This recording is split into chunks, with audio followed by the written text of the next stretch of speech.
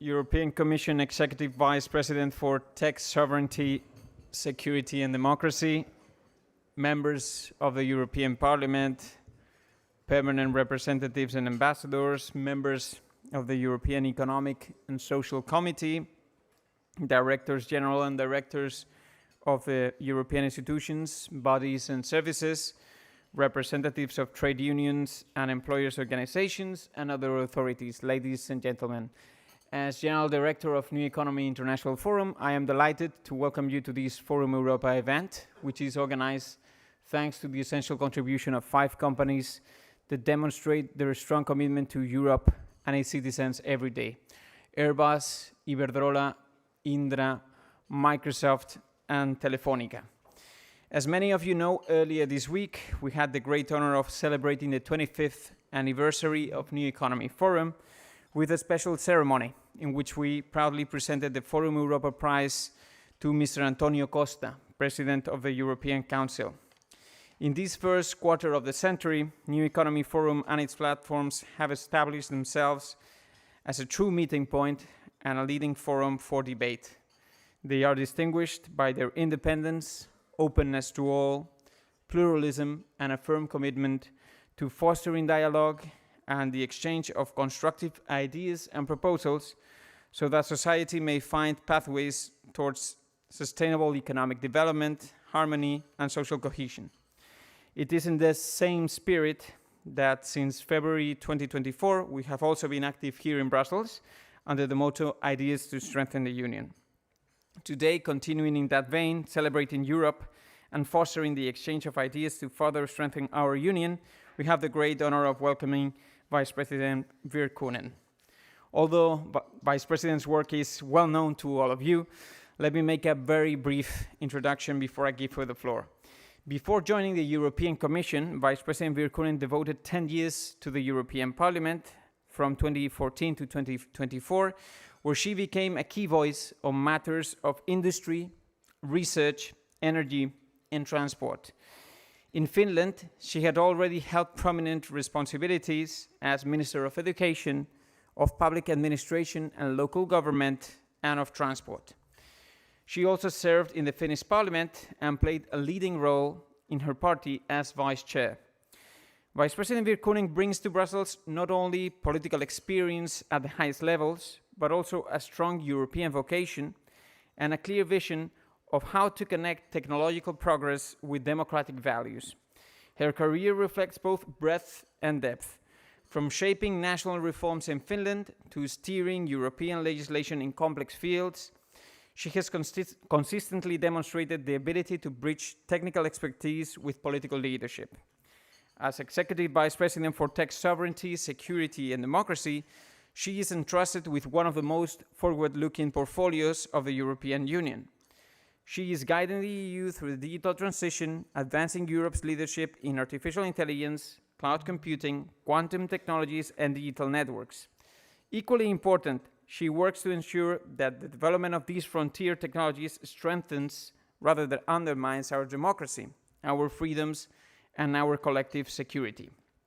We are delighted that Vice President Virkkunen has joined us at Forum Europa to share her perspective on the challenges and opportunities of this legislature, from her priorities in digital and frontier technologies to her wider reflections on the strategic direction of the European Union at this decisive moment. In recognition of her distinguished trajectory, her proven capacity to deliver at both national and European level, her dedication to strengthening the Union, and her ability to combine pragmatism with vision, it is a true privilege to extend a warm welcome to Vice President Virkkunen. Thank you very much, Vice President.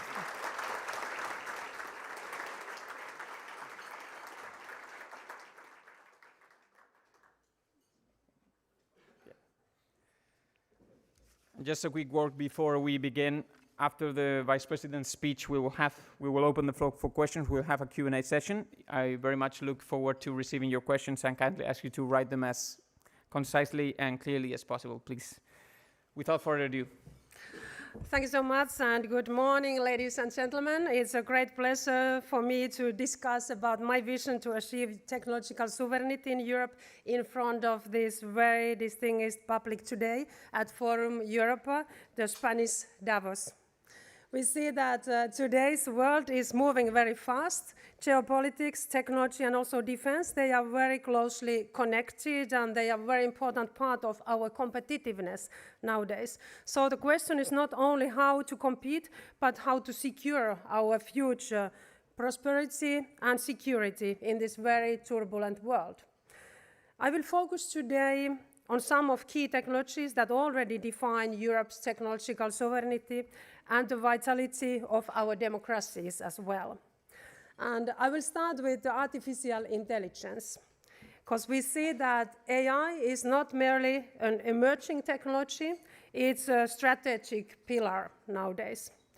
My commitment as a vice president is to place Europe at the forefront of artificial intelligence.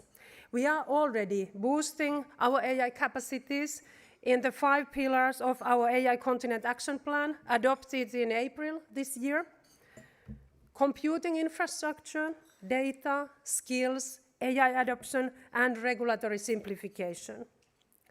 I will not go through all these 5 dimensions today, but rather focus on adoption of AI in economic sectors and also computing power. I would also like to complement the picture with the chips and quantum technologies to show how Europe acts very decisively to ensure our technological sovereignty. On next week, the European Commission will adopt the Apply AI strategy. We see that Europe is having a huge potential in the world of AI adoption. Our firms, they hold more than half of the global market in industrial automatization solutions, which is cornerstone of industrial AI. In addition, European companies, they are top of the league on many AI applications, from translation to supply chain management and also video creation. However, despite this potential, AI adoption at organization level is happening more slowly than expected. In last year, only 13% of European businesses were using AI. Of course, there was also huge differences between the member states. But we see that we have to really support and encourage our SMEs and industries to uptake AI. And in this context, we need to promote an approach where the potential impact and opportunities of AI are systematically considered whenever organizations face strategic or policy decisions. So the Apply AI strategy that the college is going to adopt next week is our plan to do this in practice. It aims to enhance the adoption and integration of AI technologies in key sectors like manufacturing, energy, defense, as well as healthcare and the public sector. For the health sector, for example, the strategy aims to establish a European network of AI-powered advanced health screening centers for prevention and diagnosis and bring healthcare services to underserved areas. By connecting European AI supply and demand, the strategy also encourages buy European approach through strategic public procurement and promoting European AI solutions. The strategy also introduces flanking measures that support the broader transformation of Europe into a true AI continent. It, for instance, reinforces the role of the European digital innovation hubs, which we have in all our member states. So we have hundreds of that kind of hubs who are supporting our SMEs, and they will be turned as access points for SMEs to the European AI innovation ecosystem. Because we see that SMEs, they especially need help and support to apply AI, and that's why we see that our digital innovation hubs, they are a very important tool in the ground level to support our SMEs in everyday life.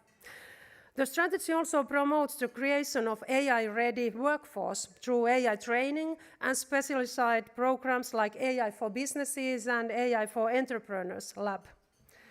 But of course, this strategy is just the first step. It will launch a very lasting process of discussion with sectorial communities to ensure that our policies are coordinated and tailored to the needs of industrial landscapes. Europe can also count on a world-class AI infrastructure. Our Euro HPC infrastructure, it has been identified by Mr. Draghi as once-in-generation opportunity for Europe to lead in transformative fields like AI.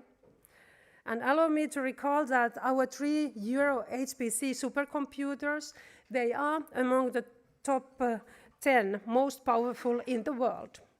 So we have very strong computing capacity already, and now we are investing more to that, because we see that it's one of the obstacles now that our SMEs, startups, researchers, they don't have access to computing capacity to train and develop AI. And that's why, together with the member states, now we are heavily investing to these computers.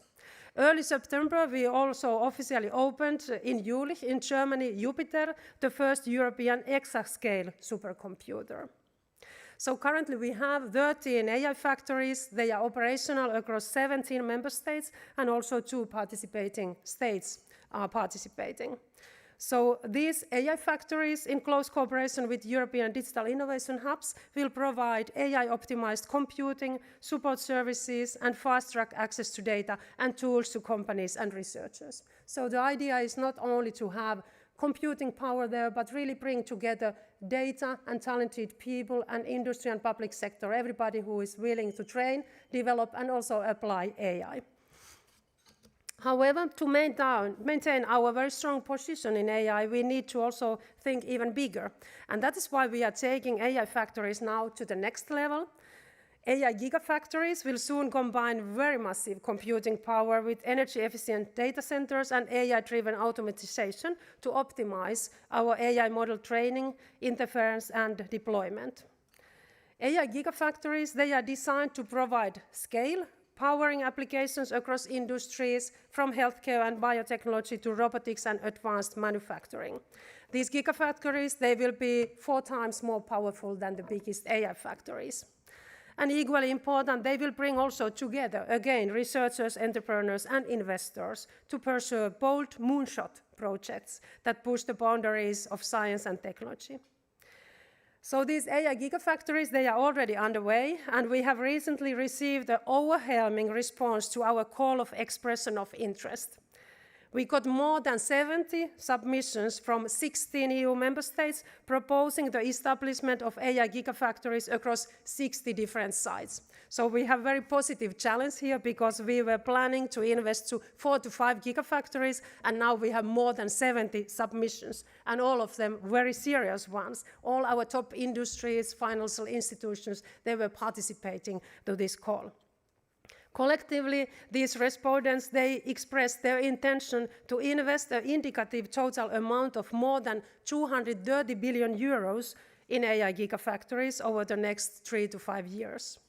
So this exceeds far beyond our initial expectations and showcases also Europe's growing momentum and enthusiasm for AI initiatives, especially AI gigafactories. So now we are engaging with these consortia to mature their proposals and prepare for the official call later at the end of this year. But we see that we are now investing very heavily to our infrastructure to make sure that we have everything what is needed to train and develop AI, and our industry and member states, they are very committed to do it together with us with the public-private partnerships. And alongside with artificial intelligence, also chips and quantum technologies, they are very critical fields where Europe must act decisively to ensure our technological sovereignty and global competitiveness. Semiconductors, they are the lifeblood of digital economy, as we know. They are powering everything from our smartphones to satellites, from electric vehicles and advanced medical equipment. The global shortage of the past years was really a wake-up call for Europe as well, and Europe responded with the ambition. The European Chips Act was adopted 2 years ago, and it has laid the foundations for strengthening our design and manufacturing and innovation capacity. The Chips Act has already triggered over 80 billion euros investments, launched 5 pilot lines, and building a pan-European design platform, and it has also created competence centers in all member states. Through this CHIPS fund, more than 400 million euros in equity support has already gone to semiconductor startups, helping Europe's innovators grow and compete globally. So these are very encouraging milestones, but we must look further ahead also here. And therefore, we are now planning to propose a revision, CHIPS Act 2, in 2026, so in next spring, which will allow us to build on the lessons learned so far and focus also on new emerging opportunities. The revision of the CHIPS Act has a very clear purpose to make Europe stronger, more resilient and less dependent on others when it comes to semiconductors. It focuses on two priorities. First, building more advanced chips here in Europe, notably for AI, so that our industries, from healthcare to energy to mobility, can rely on secure, homegrown technology. And second, keeping also a closer eye on our supply chains, so we understand the risks and protect our economic security. Extensive consultations regarding the revision of CHIPS Act have already started, including the publication of the call for evidence and public consultation. Additionally, we must also recognize a central truth. Semiconductors, they are global by nature. As we know, no single region can design, manufacture, and deliver chips alone. Innovation thrives when companies, researchers, and governments collaborate across borders. It depends on openness and on trust. And let me turn now to the quantum.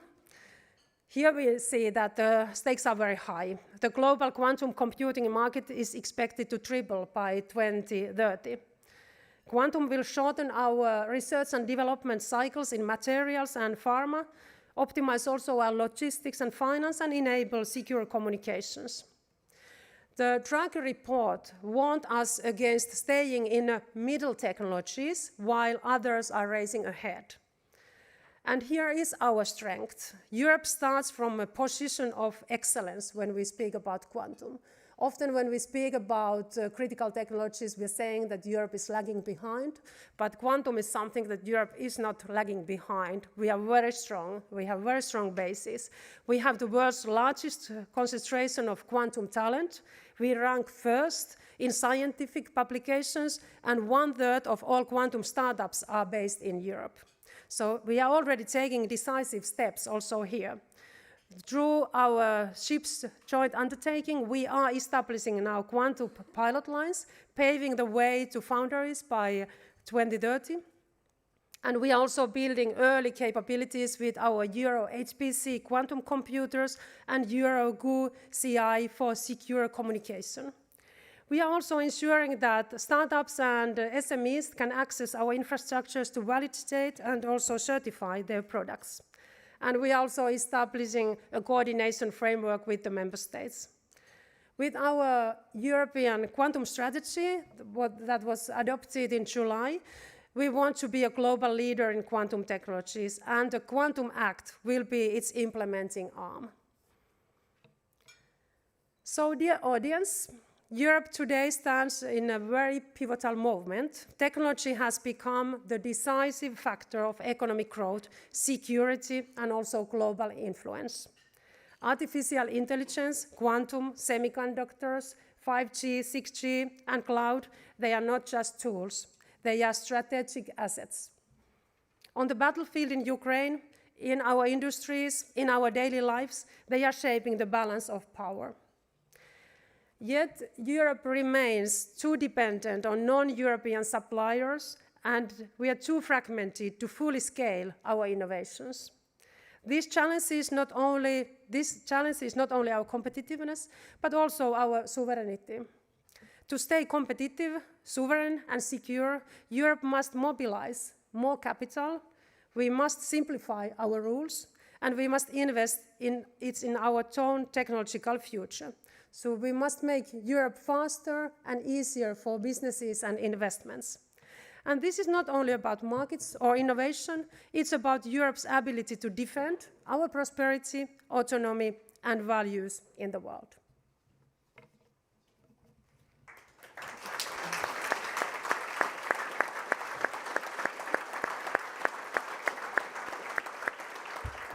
Thank you very much, Vice President. Let's start with the Q&A.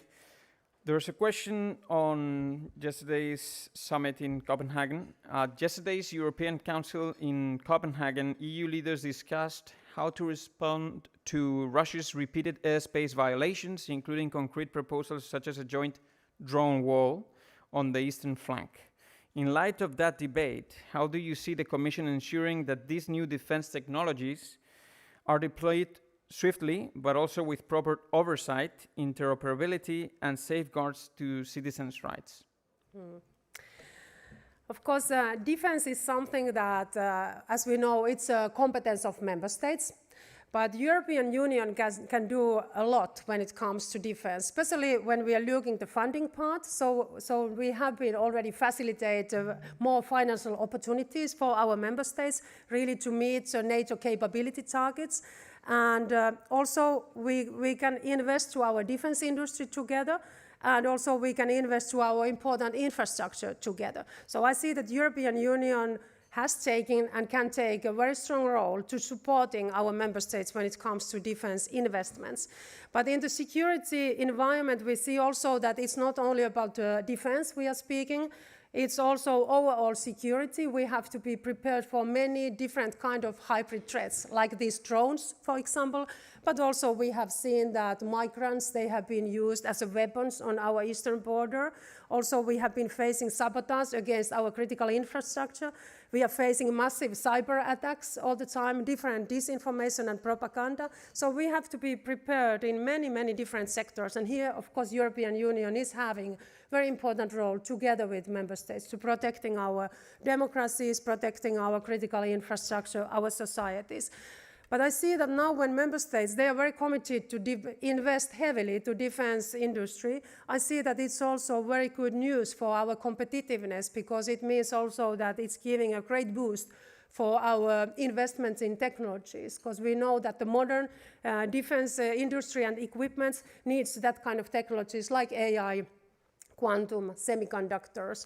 And we are currently now also in the European Commission side, we are finalizing also armament roadmap on technologies. It's a part of our defense white paper. And we see that many of these technologies like quantum, it's dual use by nature. So it can be used in defense, but also in our civil purposes in same time. So this is something that we are now working very closely with our member states to supporting our member states to really invest more together and invest more in Europe to make sure that we are prepared for different kind of threats, and our member states that they can also meet the NATO capability targets on defense. And technologies, they are playing a very important role here. Thank you very much. On a similar topic, there's a question that says, don't you think it is time to create a Securing Europe facility on top of the Connecting Europe facility to fund European-scale projects that help better protect and foster the resilience of the European network of critical infrastructures? I think this is a very important topic now. We are speaking about that, how we can also make sure that we can protect our critical companies, critical knowledge, and also infrastructure. As we know, in the coming MFF, Multi-Annual Financial Framework, Commission is proposing much more funding for our competitiveness part, also to our research and development part, to defense part. But of course, there will be 2 years before it's coming into the force, the new Multi-Annual Financial Framework. And now we have to also look at what kind of tools we have now to protect our interest. And it's the case that when we are looking also some our strategic companies, that we should have also more tools to support them, because for example, when it comes to startups in the European Union, annually more startups are often established in the European Union than, for example, in USA.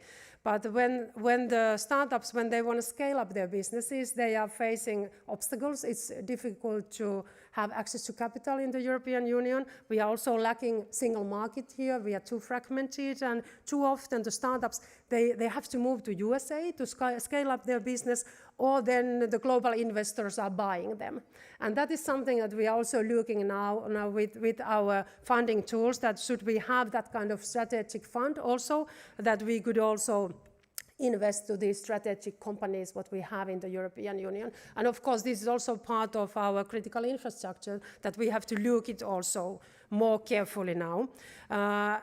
during the spring, in April, we adopted our internal security strategy, and there we stated also that we will look now broader, all our critical infrastructure and ICT infrastructure, and especially that we have only trusted vendors there. And this is the work what is now ongoing together with member states. So we are looking where are the critical parts and where we have to make sure that we are controlling these infrastructures.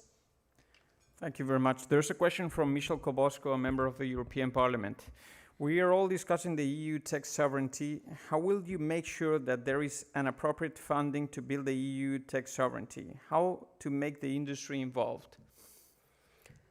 We see that the global situation, when there's so much now uncertainty and when there's so much security challenges, has really changed the attitude also in many industries and among governments also in the European Union, and many industries and governments, they are also seeking more European solutions, and they want to have also more alternatives. They want to make sure that we are not dependent on one company or third countries when it comes to critical sectors. And I see that when we want to boost European investments and innovations, I see that especially our public sector, European Commission, governments, municipalities, regions, we are playing a very important role when we are buying new services, that we are also looking European alternatives and smaller companies. Because I think it's very encouraging for the small company to have a customer. So I think it's better to buy the products and services than give funding support, financial support for SMEs, for example. So when you are buying a service from SME or startups, it's already very encouraging for them. It's incentivized them to finalize their product when they have already customer, and then they will start their business. So I think we should use much more actively public procurement also to support our own industries, SMEs, startups, because we know that many of them, they have great innovations, but they are not often so visible in the European markets, and everybody is not aware that we have also European solutions. But this is something that we are working now very closely with member states also to look at how we can support also more European alternatives and make sure that we have also competition in our markets, and especially when we are speaking on critical sectors, that we can be sure that we have trusted partners here. Thank you very much. We have a related question from Microsoft, one of our sponsors. Given the EU's competitiveness and digital ambitions, how do you see the different upcoming infrastructure-related proposals, like, for instance, the Cloud and AI Development Act and Digital Networks Act, coming together to support such an agenda? What role do you expect industry players, including global ones, to play in enabling and strengthening Europe's competitiveness? How do you envision public-private partnerships to contribute to meet your digital ambitions?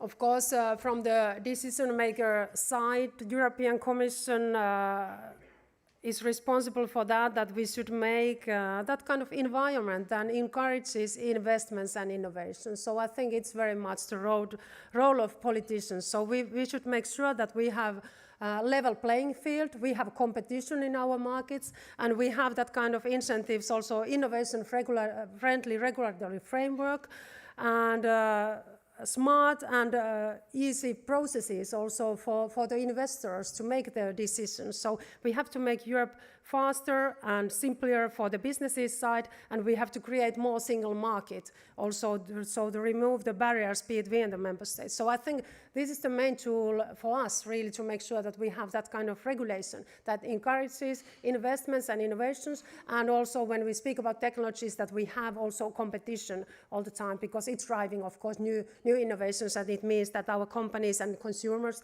they have also real choices in our markets, and that's what we are trying to do with our regulations and rules, but of course we have to work very closely with the member states, because part of the rules is also depending on member states, so often also municipalities and regions, they are playing a role, for example, when it comes to permitting processes and so on. So with the Cloud and AI Development Act, we want to boost investments to data and cloud capacity. We know that we need 3 times more data centers in the coming years that we have today, and we have to find very energy efficient solutions and also make sure that we can fasten the permitting processes of this.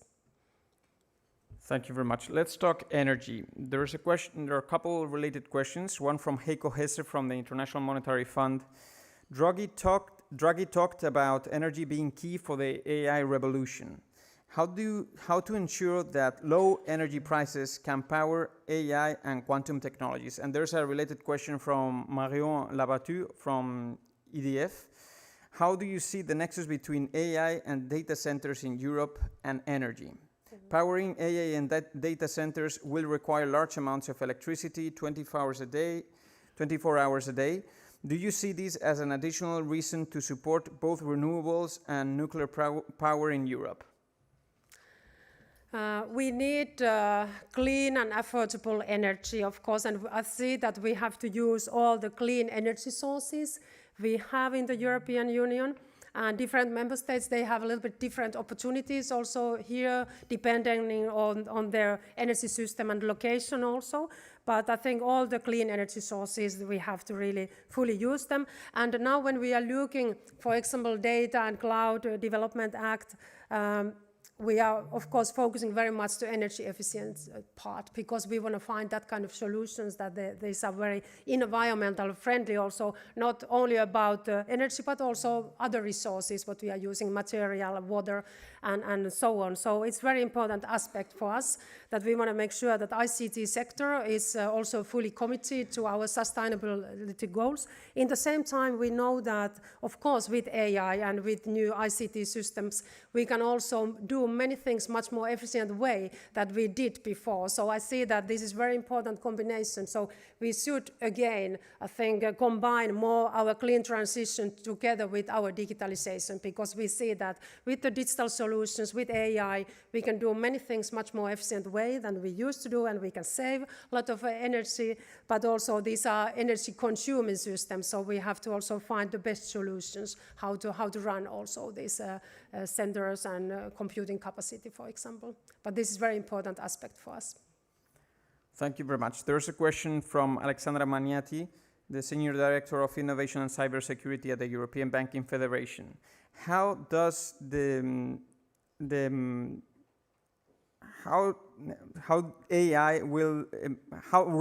what role does AI play in the Saving and Investments Union? The Digital Omnibus is a critical part in the Commission's simplification objectives. What can we expect to see in resolving legislative overlaps?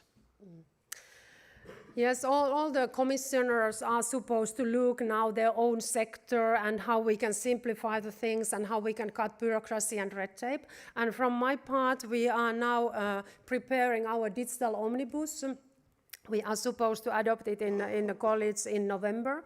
And we are looking now different digital rules that how we can simplify the things, where we have overlapping rules, how we can cut red tape, bureaucracy, from our SMEs, but from all the industry. And cybersecurity is one part of that. So we are not planning to lower our cybersecurity standards, no. But we know that with our cybersecurity regulations, we have also many overlapping reporting obligations, and that's why we want to simplify the things from the stakeholder perspective, those companies or public sector entities who have to make the reports, that we are trying to really now make it easier for them and cut all the extra burden here and simplify the things. So cybersecurity will be a very important part of our digital omnibus. And of course, we are also looking at the impacts of AI, because we know that many companies who have to comply with our AI rules when they are using AI. There is also other sectoral legislation that they have to comply with. So we have to also look this, that how we can simplify the process also from the AI developer or applier's perspective. So this is work what is now ongoing, and of course we see that in financial sector there is a lot of rules, and there is also many opportunities to simplify the things, but in the same time, of course, keeping our standards. Thank you very much. There's a question from the European Union Satellite Center.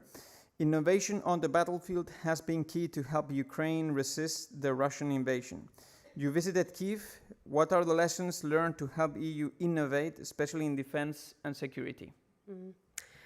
I think it's important that we are very closely working now with Ukraine in the same time when we are building up our own defense capacities, and it's also one of the cornerstones behind, for example, our Safe Loan initiative. So Commission was preparing this opportunity for the member states to have 150 billion loans for defense investments, and it's also possible to use it for Ukraine. And already 13 member states, they have been indicating that they will also use this loan to support Ukraine. And I think it's very good now when all the member states are investing to their defense industry also to look how they are doing things and innovating in Ukraine. We see that the innovation cycle, it's 3 to 4 weeks in Ukraine, and the battlefield in the same time, it's a test bed for the new technologies. So it's important that we are working in very close cooperation with Ukraine. We have also our EU Innovation Office in Ukraine, and that's how we are trying to really facilitate cooperation all the time between Ukraine, EU, and member states also to keep everybody informed about the latest developments. But I see that Ukraine is really a powerhouse of European defense industry now and also in the coming years, because it's really, of course, impressive what they have done in these 3 years' time and how innovative they are when it comes to new technologies. Thank you. There's a question from Andy Sayat, the head of the Liaison Office of the Council of Europe with the European Union in Brussels. Protection of fundamental rights is important with regard to AI. Can we expect soon the ratification by the EU of the Council of Europe Convention on AI and Human Rights signed in September 2024? I hope that, of course, that we can finalize the discussions also, and we will have this commitment, because I see that now, of course, globally, we see that in many countries there's discussion that we shouldn't regulate that kind of new technologies like AI. We shouldn't have rules there because it's hindering innovations.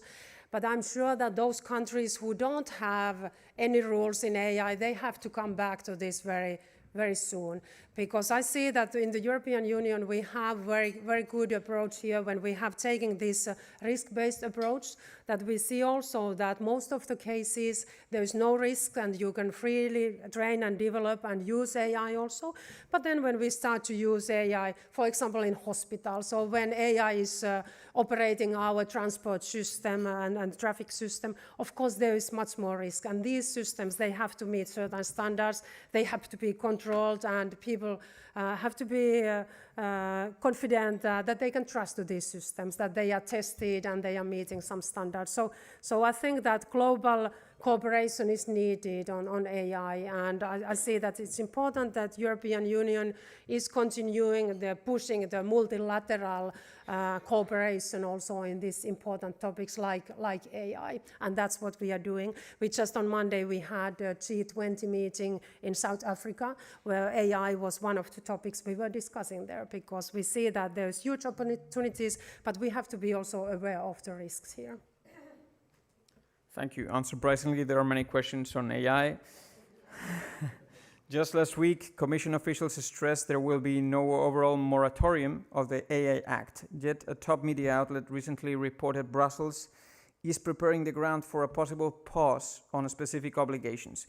Can you please clarify whether the Commission is actively considering a targeted deferral?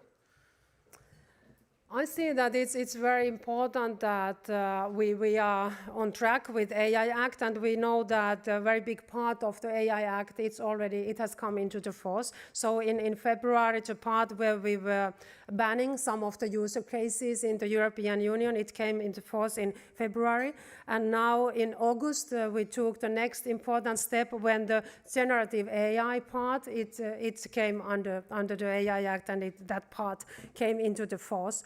And the next important step will be on next August, because then the part of the high-risk applications comes into the force, and it's like the last part of regulation. And there we have a challenge now, because the standardization body is late with their progress. So the standardization body was supposed to have the standards by the end of August in this year, and they haven't finalized the work yet. So of course we are now giving all our support for the standardization body to really finalize the work, but of course this is now something that we have to consider, because it's important for the industry, of course, who is planning, and the AI developers, that they should know the standards, what kind of requirements there will be on the markets before next August, when this part comes into the force. So it's the part of the high-risk applications, what we are now looking the next steps, that how we can make sure that we can give all the support for our industry and SMEs, because I would really like to see, of course, that our industry is developing that kind of systems, and we are able to use also systems in more higher risk use cases. But it's very important that we have standards and also clear rules for the industry, that they know what they have to meet, what kind of requirements before next August. Thank you very much. We're getting to the final questions. There's one on the European Connected and Autonomous Vehicles Alliance. Later in October, you will chair the first meeting of the European Connected and Autonomous Vehicles Alliance. In practical terms, what outcomes should stakeholders expect from this launch? Of course, this is something that we want to really hear our stakeholders in this perspective, but of course the main perspective from our side is that we want to really boost innovations and investments in this sector, and we want to make sure that the European automotive sector is leading also when it comes to new technologies and using AI and connected cars in the future. And now we will look together with stakeholders that what kind of actions are needed in the European level, really to support these actions, that our automotive sector can be in the lead also for the next generation of cars, to have also very environmental friendly and connected automated cars in the future. Thank you very much. Michel Kowosko, member of the European Parliament, has another question, this time on the DNA Act. How this ambitious new telco Bible will be? When should we expect it? Yes, I have said that now we are not planning to create new regulation from the digital sector in the Commission side, because I see that we have very much quite new regulation, and now we are very much focusing, of course, to implementing and enforcing these rules like DSA, DMA, AI Act, Data Act as well. But Digital Networks Act will be like the major legislative initiative of this year. It's not new legislation, so it's our telecom legislation. We are reviewing it, and for me, it's important now that when we are reviewing the telecom rules, that we are creating more single markets with these rules, and we are also boosting incentives for innovations and investments, because we know that in the connectivity targets we are lagging behind in the European Union. So we have to have more incentives also for the industry and stakeholders to make investments to connections. We want to also simplify the things, so we are planning now to put together different regulations what we have on telecom sector. We will put them to one legislation. This is our plan now. And of course we have to also take the security aspects now more seriously. So earlier we didn't have very much security aspect and resilience aspect in our telecom rules, but nowadays we see that it's also needed. So this will be also a new aspect there. So more single market, simplification, also making sure that we have good competition there, encouraging investments and innovations, and also looking at the security and resilience aspect of our telecoms and connections. These are like the main pillars of that. And now we are planning that we could, in the college side, adopt this package in December. So the date is not fully confirmed yet, but in December we should adopt this. Thank you very much, Vice President. I know you need to leave for Greece and you need to leave at 10. So thank you very much. Please stay where you are. Before we get a final comment from you, we would like to hear from one of our sponsors, Telefónica, Ms. Amaya Betelu, the head of the Brussels office. Just a short comment from her. Yes.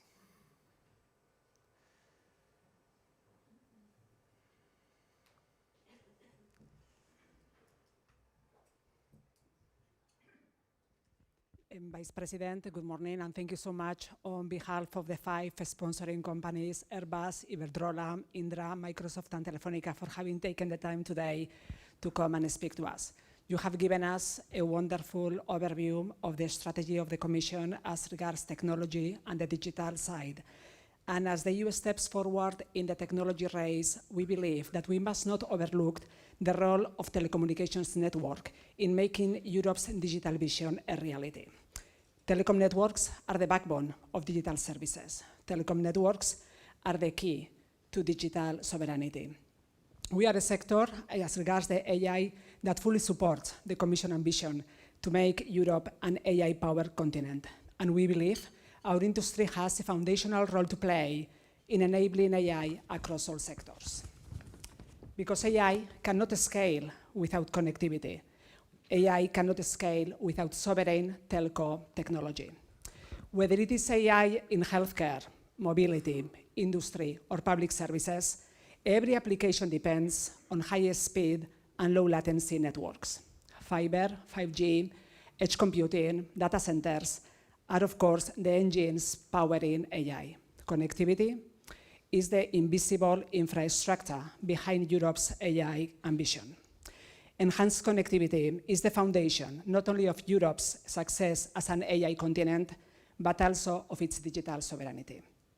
But we must not take connectivity for granted. So as you have mentioned, the Digital Network Act, it's, we believe, a critical opportunity, an opportunity to support European companies, an opportunity to protect and promote Europe's critical infrastructures, the telecommunications networks.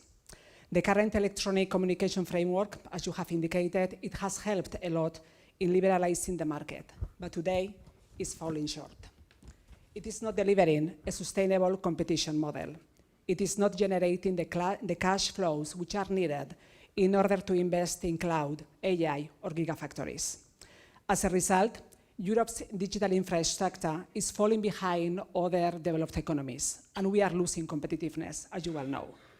To reverse this trend, we need a reset of the regulatory framework. Simplification, agility, speed, that you have also mentioned, should, we hope, be included into the new proposal. A proposal that we very much hope as well is being built on very specific principles: competitiveness, regulatory simplification, fair and balanced relationships within the digital ecosystem, harmonization, and completion of the digital single market. Hopefully, the future DNA should create a radically simplified regulatory environment, one that incentivizes investment and innovation, as you have mentioned, one that supports the EU's strategic vision for technological sovereignty. Telecom operators must be able to scale. We must be able to generate the cash flows needed to invest, to innovate, and to remain independent and secure. And we must ensure fair competition across the digital ecosystem. We hope to leave behind a framework built for the 20th century and build one that addresses the structural challenges that we face today, so that at the end of the day, Europe can really lead in digital connectivity and promote its strategic autonomy. Once again, thank you very much for coming, and you just have all our support in all your endeavors. Thank you very much. Thank you very much. A final comment, Vice President. A final comment, please. Thank you so much. It was a great pleasure to be here in this morning with you. And for us, of course, it's very important all the time to have the feedback and ideas from our stakeholders' side, because we know that nobody can't be competitive alone.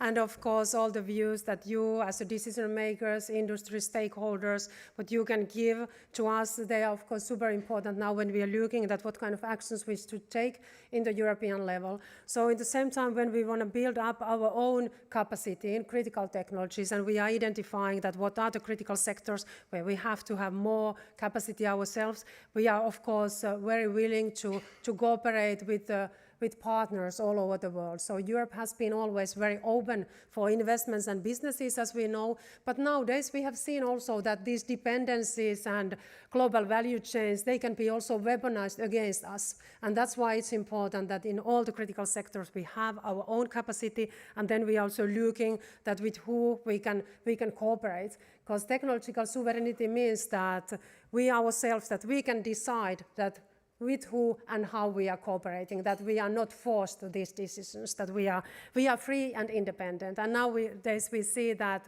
technology is a very important part of our security, and in the same time it's very important to invest to our own security and defense, because only when Europe is able to defend ourselves, then we can be also strong in technologies and competitive and strong in the global scale. So these are very much combined nowadays, and I want to thank you everybody for your contributions, and I'm very much looking forward to continue to good cooperation with you also in the coming months.